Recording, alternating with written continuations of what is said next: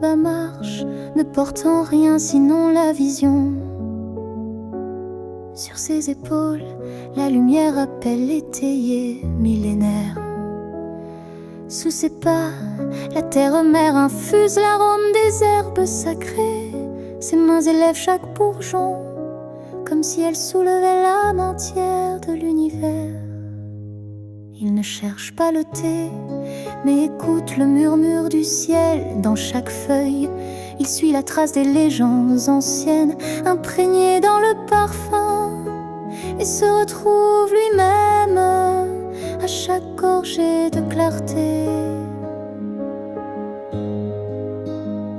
Abba ne cueille pas les feuilles et fleurs le mystère, il ne goûte pas le thé.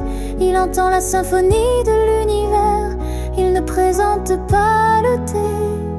Il ouvre un courant souterrain, un flux sacré semant la graine d'une nouvelle civilisation.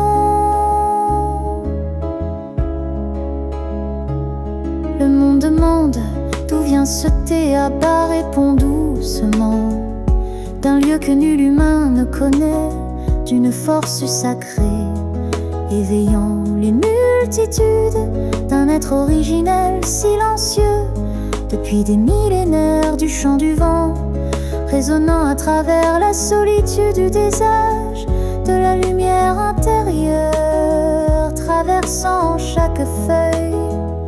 Le marchand voit le thé à travers un prix, une mesure. Abba le contemple avec la sainteté du sacré. Il voit un courant cosmique en mouvement, un livre sacré exhalant un encens céleste, ouvrant un trésor de connaissances divines, réveillant la force sacrée cachée en chaque être humain. Chaque feuille de thé est une trace d'âme noble jamais inscrite dans l'histoire. Chaque racine une incarnation du divin, livrant un code secret.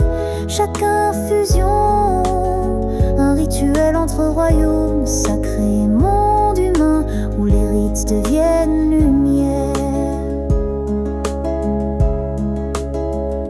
Abba ne crée pas de marque, il révèle une civilisation. Il n'invite pas les clients à acheter, mais éveille ceux qui sont choisis par le thé. Le thé n'est pas pour tous, car peu sont assez paisibles pour entendre le murmure dans le silence. Un voyage qu'on ne comprend pas avec l'intellect, mais certains ont pleuré quand une gorgée du thé primordial les a ramenés à un lieu sans espace, sans temps.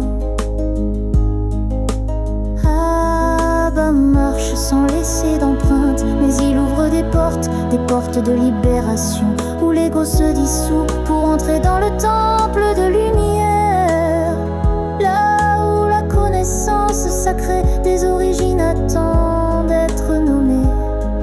Le voyage du thé primordial ouvre le mystère par une force invisible, éveille l'essence, restaure l'être, une civilisation non écrite à l'encre, mais gravée par l'appel intérieur, un enseignement sacré, non donné depuis une chair, mais transmis par l'émotion qui jaillit des racines.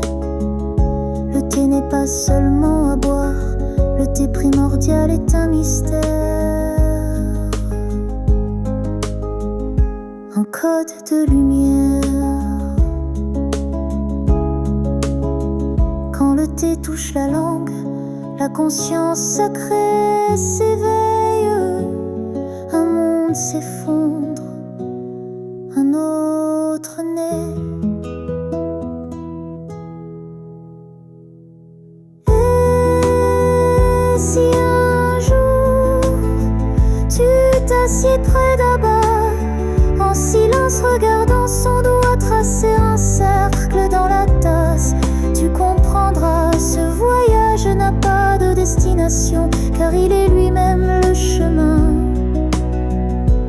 de celui qui s'est souvenu de qui il est et a commencé.